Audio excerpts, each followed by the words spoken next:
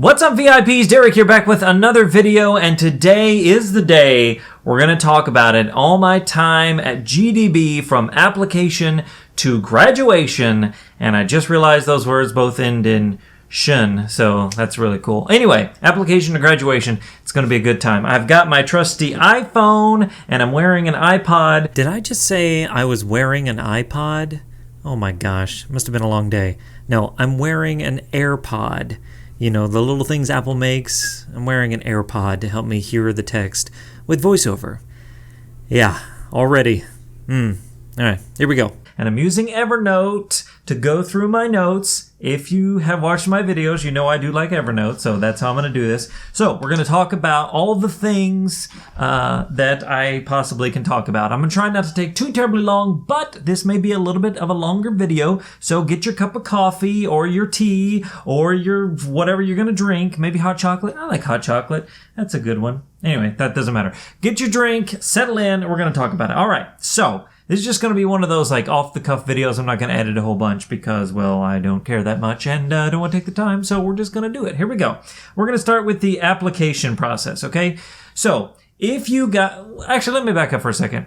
If you're just joining me on this channel, thank you. Thank you for joining me. I appreciate it. My name is Derek. I do stuff about sight loss and life after it, hence life after sight loss. So today I'm talking about my new guide dog whose name is Coco, and I'm going to talk about my training, my time at Guide Dogs for the Blind in Oregon and all that stuff. So just wanted to give a preface to that. I didn't think about new people. Anyway, if you're new, glad you're here. So we're going to start with the application process. I started in November of last year, 2018, and I went to Guide Dogs in July of 2019. So about 8 months, somewhere in there, something like that, okay? So I don't know how long the process is for everybody, but for me, it was about 8 months. I didn't have a lot of preferences. They ask you, you know, if you want to go to, they have 2 campuses at Guide Dogs, one in San Rafael, California, one in Boring, Oregon. And they said, do you have a preference? I'm like, no. Do you have a preference of dog? No, I just want the best dog. So maybe that made it a little quicker. If I had said like, you know, I definitely want to go to this one. I want a yellow lab, a male who's got this, you know, whatever. If I had really narrowed them down, it may have taken longer, but I was pretty open. So my process took about, 8 months or so. I filled out an online application. Then they set up a phone interview with me with somebody from admissions. And then that gal called me, and then she recommended I have a home visit. And that's the next part of the process. Now that was in late November, early December, and my home visit was in January, I believe. Is that right? Yeah, sure. We'll go January. So my field rep came out. His name was Chuck. He was great. I loved him. He was so cool. And he came out and we walked around a bit. He saw my pace. He saw what I did with my O&M training, my white cane. Because here's the thing. If you want to get a guide dog, you need good O&M skills. You can't just lose your sight one day and expect to get a guide dog the next. Not only do you have to wait, but you need to be able to get around on your own effectively. Now, some people would be like, well, if you can get around your own, why do you need a guide dog? Well, it's just different method of travel. It's like if you can drive, if you want to be able to drive a Camaro or a really fancy sports car, you can't just hop in and start driving. You need to learn how to drive a car first, that sort of thing. So you need good O&M skills. So he wanted to see how I did with that. And then I heard, I was going to, I think it was in February. That's when it was. So I found out I was going in February. They gave me my class date. They said, we'll contact you about a month before to start the whole thing. Then it was just the waiting. That's the hardest part of this whole process, just the waiting. I had to wait about 6 months, knowing that I was going. I just had to sit here and wait. And it was a long, long process. So I finally did get to go, and that's what I want to jump into now. Obviously, by the way, I can't cover everything in this video. I don't expect to. So if you guys have questions or thoughts, let me know in the comments, and I'll try to answer them. All right, so now let's talk about GDB itself. And I went to Oregon. I went to the Oregon campus in Boring, Oregon, which is near Portland. And that's where I was. It was a gorgeous campus. I didn't get a ton of video. I might splice in a couple of clips in this video. I just didn't get a ton of stuff because I was so focused on training. I don't know. I took my camera. I have my phone. all that stuff.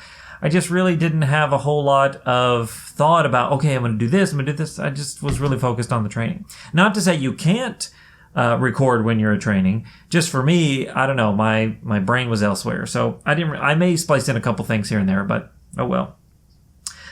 So first of all, they book my flights. They're the ones, they contact you and they say, hey, here's when you're going to fly. So I flew out, when they told me to, and I flew back when they told me to. So it's like, okay, no big deal. Now granted, they're paying for that, so they get to do that, I guess.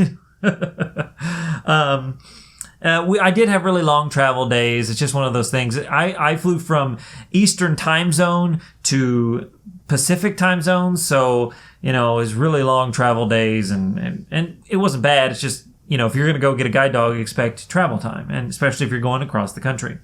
I want to talk about the dorm, the facility I stayed in. A lot of people ask about that. Now, first of all, it was really great. I had nothing but good things to say about guide dogs. I had such a great experience.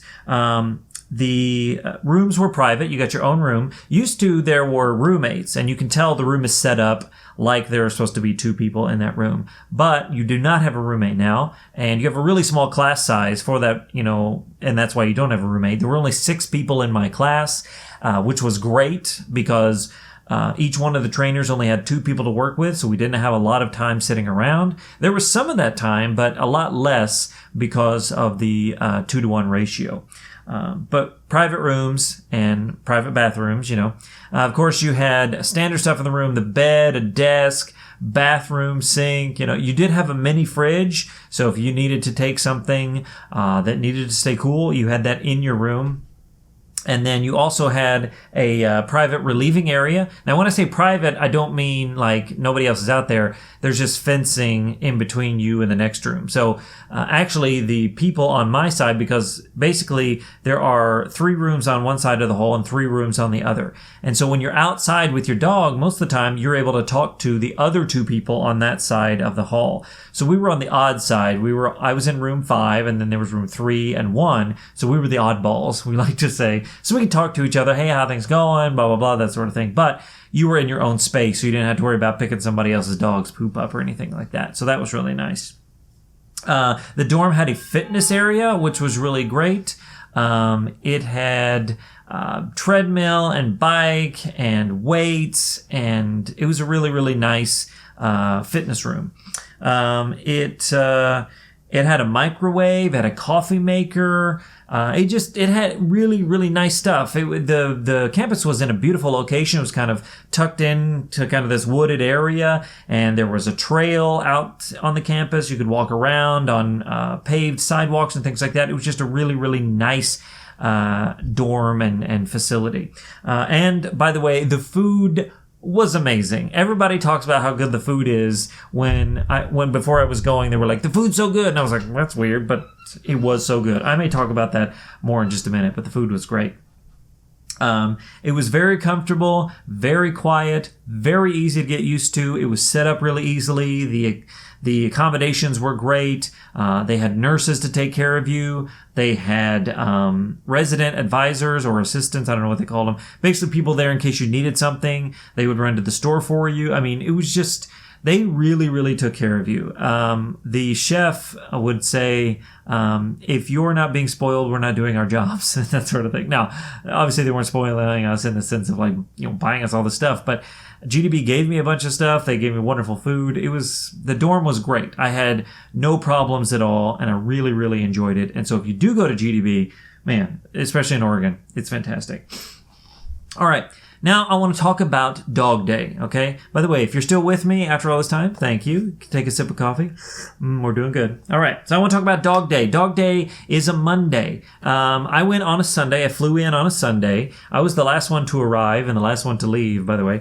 But I was there on a Sunday, and then on Monday that's when Dog Day happens. Now, that's really nice because you get your dog very, very soon. So it started in the morning. You meet your trainers and you do a pace assessment. Now, when your field rep comes out, he or she does a pace assessment as well, kind of seeing how fast you walk. But then your trainer wants to do one as well, just to make sure they've got the right dog picked out for you. And so we did the pace assessment. All that was fine. We went to lunch, they went to lunch, and they probably talked like, yes, definitely, we're giving this dog, blah, blah, blah, that sort of thing. So I got a knock on my door because we all go back to our rooms and wait. And I got a knock on my door around 1:30, and I open the door, and there stands my trainer, Kate, which I'm going to talk more about later on in this video. But there she stands with this black lab, and she's like, "Okay, let's go in." I was like, "All right." So I walk in, and I go over to my chair, and she brings the dog over, and I'm like, "Oh my gosh!" And so I did actually get video of this, and I think I will splice that in here because it was really interesting just to see how he reacts. At one point, he kind of like hits me in the chin because he's trying to lick me. Koa is a licker. I mean, he licks everybody. It's crazy. But he like was going backwards and caught me in his in the chin with his tooth. But anyway, she explains it was great. So I think I might splice in a little bit of video of that here because it was really interesting to see. Hello. I'll meet you at your recliner. Okay. Thank you. I've got Kojo here with me. Hi, Kojo. Hi, how's it going? Good. All right. This is Koa. Koa. What a cool K-O-A. Cool. And here, I'll hold the collar here so you can put your leash on. Yes. Are you excited? I'm excited. Very excited to meet you. There you go. Oh, we're stuck. There we go. All right. Is Koa a boy or a girl? He's a boy. Okay. Yeah, and he's a big old lover. Oh yes. Oh yes. So Koa's unique because he's actually a little brindle. Oh, cool. Yeah, which we're starting to see in some of our black labs. Cool. So down his legs and kind of under his chin, he's got this brownish, and kind of on the underside of his body a little bit too. Come here, Koa. Cool. There you go. Long as the sides of his face, kind of in the same spots that you would see in like a Doberman or a Rottweiler. Okay. But it's a brindly brown. Down his leg, she said? Yeah. Neat. Yep, it almost looks like he's got like little splatters of mud on him. All right. Yeah. So it's a unique thing, and also right above his eyebrows, he has little cool. dots of brindle. You got me with this too. Oh no, are you alright? Yeah, it's like, Not the way to greet somebody. So you can just invite him over to you, and you can give him a piece of kibble. He knows us really well. Sure. So you're welcome to give him some food. I probably like that. Loves food. And you can hold a shorter leash and just make sure he doesn't jump up and whatnot. Get it. Okay. Good boy. So Koa was born on January 31st. Oh, you dropped it. Here, I'll grab this for you. So we try not to let them eat food off the ground. Okay. So just feed him from the hand only. Should I give him like this? Yeah, just like kind of like you give it to a horse or something. I don't have any more. Yeah. Hold on. Okay, he's born January? January 31st, 2018. Okay. Mm-hmm. So he's about a year and a half? Yep. Okay. His dad's name was Celtic, Okay. and his mom was Embry. Neat. Yeah. Let's see. Are you alright? Yeah, just making sure. Like, Yeah. I'm fine. I'm just like, I think it looks okay. it's not bleeding. Right? No. Okay, good. So, Oh, come on. So excited. Alright. So Koa is just about 65 pounds. okay. As of recently. He doesn't seem very big. Like No, not he's very- on the thinner side. We might we're gonna keep an eye on his weight. Okay. But yeah, so he's about 65 pounds, and I'll have to check his height. It's not listed on here, but he's Okay. a average to taller size Yeah, dog he seems about for average what height. we have. So Is he have the thinner head? Yes. Is he have kind of a thinner head, or? he is has it- a blockier head. That's what I thought. Yeah. Awesome. So I sized his equipment to him, including that Did you? head collar and whatnot. I actually left the head collar behind by accident, but I'll bring it when I come That's back. fine. I'm not thrilled about using a head collar, honestly, just Okay. because of like the way it looks and like the perception of this thing that looks like a muzzle. Yeah. Now, I'll use it if he needs to be. That's fine. But I'm like, oh, if we can avoid that. Yep. Yep. And then he's got a martingale on. He does. Good. Yeah, it's a brown, two-tone brown martingale. Awesome. Two-tone. Yeah. What after obviously the pace was a big part of it, Mhm. but what kind of if you Yeah. tell me like what was like Go was the one, for Yeah. So pace was the biggest thing, and we know that he likes kids. Oh, great. And that he likes to go and adventure, and it just seems like a nice match for you. Awesome. So that was the first time I met Koa. It was awesome. It was amazing. We didn't actually do any work that day in harness. We just hung around the dorm. We would heel. We would work on obedience. We took him down to the dining room, things like that, just to get used to the dog. And, would I have liked to work in harness immediately? Sure. I was like, let's go, saddle up. But it was actually really nice to be able to bond with the dog that day and just work around in a comfortable and familiar environment. So that was really good. So Dog Day was wonderful. And Dog Day is one of those days it's like Christmas, birthday, New Year's, all those things rolled into one. It was just a great experience. Hey, what's up, everybody? This is Derek, and today is Dog Day. Now, I didn't film a whole lot today because, well, I just didn't have time or care all that much. But if you can hear, there's a whining dog behind me, and I did receive my dog. He is a black lab named Koa, Koa, which I can say that because I won't be posting this until well after I return, so it's fine. And he is a male black lab, and he's got some brindle color on him. Let me show him real quick. He's whining because he misses his trainer, obviously. There's Koa. Oh, wait, let me get over a little more. There we go. Hey, Koa. How you doing? Boop, boop, boop. Boop, boop, boop. Yep. Okay. All right. Anyway, his trainer called him Coco, which is a great nickname already. Coco Krispies, Hot Cocoa, things like that. So that's a really good built-in nickname. And so far, he's doing great. He is whining a bit. I mean, who wouldn't if they miss their trainer? But man, he's nailing the heeling and the sitting and the down, and he's just like, boom, like crisp. Even when we were sitting down at the dining room, which we were just sitting there listening, he was looking around, but man, just staying where he was, doing a great job. So I'm very pleased, very excited. I think he's going to do a fantastic job, and I'm really looking forward to it. So good stuff to come. So next up comes just the idea of training. What was training like, And I took some notes here, but I'm sure I'm not going to cover everything. Training was great, by the way. I really enjoyed it. We did some Juno Work to start off with. And Juno Work is where you're holding the harness and the trainer's holding the other end as if they're the dog, and they're walking along with you. So I did some Juno Work. And then I started with Koa very quickly, it felt like. I don't know how everybody else did, but my trainer was like, let's do a little Juno. Okay, let's get your dog and let's go. I was like, all right, let's do it. And Koa, he was great. He was wonderful right from the get-go. And not to say he never made a mistake, but he was just wonderful. There was lots of work in a little city near the campus called Gresham. And Gresham had a lounge that we'd go to and we'd all sit. And I have some pictures of Koa laying on a beanbag. And he would just lay there as this black beanbag with my black dog, and sort of got lost in but anyway, we'd sit there and we'd hang out and be able to chat with each other while the other person was going out. Like I said, 2-to-1 ratio. So while my partner was going out, I would stay, and then vice versa. And the lounge was great. And Gresham was this little town. It was very grid system, streets and stoplights and stop signs and that sort of thing. And they had little coffee shops we went to, and just a park and stuff like that. So Gresham was a very familiar place for the first week. We just went there pretty much the whole week. A couple other places, but going to Gresham, very familiar, and a really neat little town. Actually, we ended up going on Sunday in between the 2 weeks. Me and another student actually went to a local place called the Local Cow. It was a burger joint, and then next to it was a place called Eye Candy where we got a milkshake. So it was a neat little town. I really enjoyed it, and it's very familiar and set up for you to succeed working with your dog.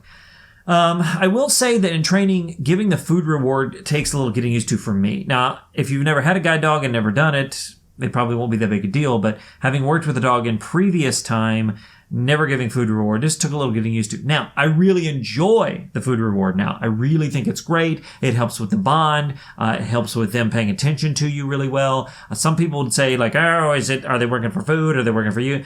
Listen, Koa works for me. Yes, he does enjoy that food just like we all would, but I haven't given him food every single time, and he's still working fantastic.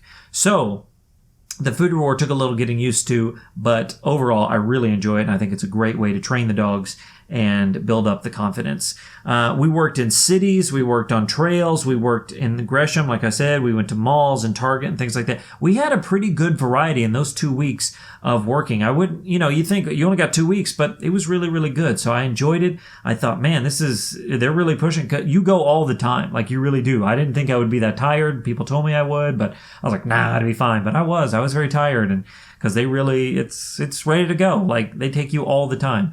And there's a lot of stuff to do and a lot of different stuff. And the nice thing is they really try to get your home environment recreated as much as possible. For example, there are some intersections in my neighborhood where the curb points out to the middle of the intersection. So I was like, how are we going to do this? And Kate was able to find a neighborhood that did similar things. And we were able to work on that. And now coming home, I did what we did there to kind of pattern and work on it. And Koa nails all of those curbs now each and every time with no problem. So it was really, really great. It was very thorough. They answered all my questions. I didn't have any issues that weren't resolved. I thought everything I needed to deal with, they dealt with. Even when I thought, are we going to get to this? I don't know. They always did. And it was great. The trainers were fantastic. So all the training, I mean, I could describe story after story, and, you guys have seen me go to Portland. You see me on that trail, and those are just snippets of the things I did. The training was just awesome. I mean, like I said, not only the stuff we did, but how it worked and how all the trainers worked together to help us all succeed. From the person who was brand new to guide dogs to there was a person in my class they were on their 4th dog. And so I think everybody really got the attention they needed despite their level of proficiency with a dog or not. And I just think it was great. So we did all that for the 2 weeks. I'm skipping over a lot of stuff because, it is what it is. If you have questions, let me know in the comments. I'll be happy to answer. But then we went to graduation day. Now, this is a special day because not only do you graduate and actually have a graduation where you stand up and you get to talk, you get to meet your puppy raisers if they're able to make it. And I think all but one of my classmates got to meet their puppy raisers. And so I do have a clip of Koa getting to see his puppy raisers for the first time. I'll put that here in the video. I'm not sure if I'll overlay it or play it here, but he was super excited. So his puppy raisers were amazing. I mean, if you're watching this, by the way, puppy raisers, thank you. You're awesome. Koa was their 14th puppy they had raised, and clearly they did a wonderful job. I would not be able to have Koa if it weren't for them. Obviously, the training and all that stuff is important as well, but that's a whole nother thing. The puppy raisers, they just did an amazing job, and Koa's a great dog because he's a great dog in general, but because of them, he's even better than he would have been without them. So a big shout out to them. They were very kind. They were encouraging to me. They said kind things to me. I've kept in touch with them. Meeting the puppy raisers was great. Graduation was great because we got to celebrate all the training we had done, all the hard work. We got to go up on stage, speak and say, I don't know, I'm holding a fake mic right now, blah, blah, blah. Anyway, we got to speak and share, and it was just great. I really appreciated having that graduation because there were tons of people there, people that were puppy raisers, people that had guide dogs, had gone through training. There were other trainers. There were just lots of different people. Even got to meet a gal whose son has a canine buddy, which is basically a dog who didn't make it all the way through guide dog training, but is a wonderful dog and can go to a child, a minor. I don't know this kid was, I think, a teenager, but went to this kid so they could prepare for a guide dog in the future by taking care of this dog, who is probably a really good dog, just didn't make it through guide dog training for whatever reason. Got to meet them, got to meet other people, family of other people. It was just a really, really, really neat day, and I'm really glad we did something like that. It was just a great day to see the full circle of things, from puppy raisers through training, and now with me going out with Koa and living life, as a guide dog. So then the day was over. We went to sleep. The next day we got up and I had another long day of travel. I think I left there around 6 o'clock, and I didn't get home until almost 6 o'clock here. Now, granted, I lost 3 hours coming home, but it was a long travel day. But Koa did great on the airplane. I think I have a clip of being on the airplane, so I might splice that in here. We were on the plane, and Koa's done a great job, but I didn't have time to relieve him. So I'm fingers crossed he's going to do fine. He doesn't have much water. He didn't take any meds today, so we'll see. But he's doing a great job down here at my feet, and he did great on the first plane. So let's hope. Let's see if I can get him. Hey, come on. Hey, buddy. Boop, boop, boop. It's so dark in here, isn't it? Doing a good job. Yes, you are. Doing a great job. Good boy. So flights are always exciting. Let's hope they're boring. That's really what I want, boring flight. So yeah, I mean, he curls up right underneath here, and he did great on the first flight, so I'm counting on great on the second flight, and then we'll be home. But Noah did a fantastic job. Laid down, no problems. I wanted to give a couple highlights here towards the end. I'm trying to wrap this up, but I know there's a couple things. First of all, the food. The food was great. They had a professional chef, made all these really awesome things, homemade bread, homemade dressings. I mean, the food was, it was wonderful. They had all kinds, Italian, Mexican, burgers and pork chops. They had all kinds of stuff. I mean, I ate and was never, ever hungry. Like, so good. If you decide to go to Guide Dogs for the Blind and you go to Boring, Oregon, yeah, you're going to get a dog, but you're going to get some great food. It was wonderful. Every day was one. In fact, one of the days they made us this burrito, kind of like Chipotle burrito. It was huge. It was a massive burrito. And one of the gals said, one of my classmates said, I only want half. And they came to me and I joked and I was like, I'll take her half and blah, blah, blah. They gave me her half. I had a whole burrito and half a burrito. I didn't eat it all. But it was so good. Anyway, they were great. They took care of us. They made us sack lunches to take. They even made us food to take on the airplane to go home. It was wonderful. They just really took care of us. I want to talk about my trainer, Kate, for a second. Kate, if you're watching this, you're wonderful. Kate, first of all, was like 6 foot tall and had this huge long ponytail. She's in the video where I'm in Portland.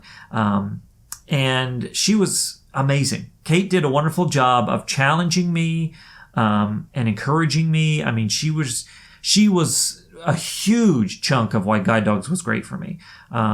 She nitpicked me, which sounds negative, but she nitpicked me to the point of like, Derek, you're doing good, but you can do better. Like, it wasn't like this negative, like, try harder. It was just like, hey, you're a good, dog handler, but these little things are going to make you even better. And I was like, yeah, let's do it. Nitpick me, go for it, and I really gave her permission to, how do I hold my hand? Where do I put this? What inflection do I need? All those little things that she was so good at. And I couldn't have asked for a better trainer. Kate was amazing.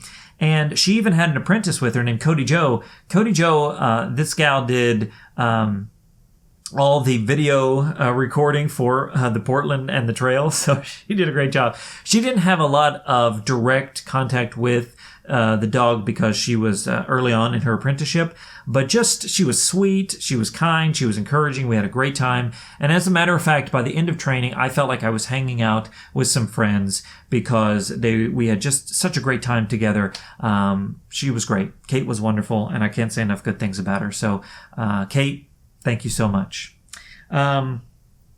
I think the foundation that they give you going home, people say 2 weeks, that's it? You only got 2 weeks? That's crazy. And maybe for some it's too little, but I think they gave me a solid foundation going home. From the food rewards to the corrections to how to handle situations, all that stuff. They gave me such a great foundation. Plus, they have great support after the fact. You can call the support center. People come visit you. They've already called me, checking in on things. It was wonderful. And the care they take to make sure you're doing well is really important. They really make sure you're doing well in all areas, physically, emotionally, mentally, how you doing with this? How's this going? Always asking questions, checking in with you, that sort of thing. It was just wonderful. It was such a great experience. And when you fill out like this exit interview kind of form, like what would you do? How would you suggest? I really didn't have a lot to say. It was so good. Maybe I'd have suggestions like, this would have been neat or whatever. But it was just such a great experience. Koa is a great dog thanks to his puppy raisers and his trainer. And I'm doing so well with him. And Guide Dogs was an amazing experience. So if you're looking for a guide dog school, there are quite a few of them in the United States. I encourage you to do your research, Find out what school is going to suit you the best. Maybe location's important, maybe training style, maybe time you're at the location, because Guide Dogs has a 2-week program. Other schools have a 2-week, maybe 3.5 week. It depends on what you can and can't do. Some places do home training, but if you're looking for a guide dog, make sure that you do your research. And if you're considering GDB, I can say from personal experience, at least at the Oregon campus, it was amazing. I'm so thrilled I went, and I'm so thrilled I got to make contact with those people. I've made some new friends, and I've made a lasting contact, not only with my new guide dog, but with the organization known as Guide Dogs for the Blind. So, that is sort of a general overview of how things went at Guide Dogs for the Blind. It's been a long video, so if you made it all the way to the end, thank you so much. I really appreciate it. And if you have any questions about anything I talked about today or anything else related to guide dogs in general, leave them down in the comments, and I'll hop in here in a couple of days and try to answer them the best that I can, and maybe I'll do other videos like that. And I do want to say I'm not going to talk about guide dogs only on the channel, but it's really kind of what's in front of me right now, so that's what's coming out. So I will talk about other topics in the future, but right now we're really focused on the guide dog stuff. So if you have any questions, let me know down in the comments, and I will do my best to answer those questions as they come along. Thank you so much for watching this video and for sticking with me all the way to the end. I really... I'm choking up. I really appreciate it. And a final thank you to all of the staff at GDB, to the puppy raisers, to the trainer, to the chef, to the resident advisors, to everybody who made it possible for me to have such an amazing bond and team with Koa and I. I mean, words just can't express. When I say thank you, it doesn't seem like enough, but thank you is all I have. So thank you. And thank you for watching this video. And remember that sight loss isn't the end. It's just the beginning. My name's Derek, and I'll see you guys in the next one.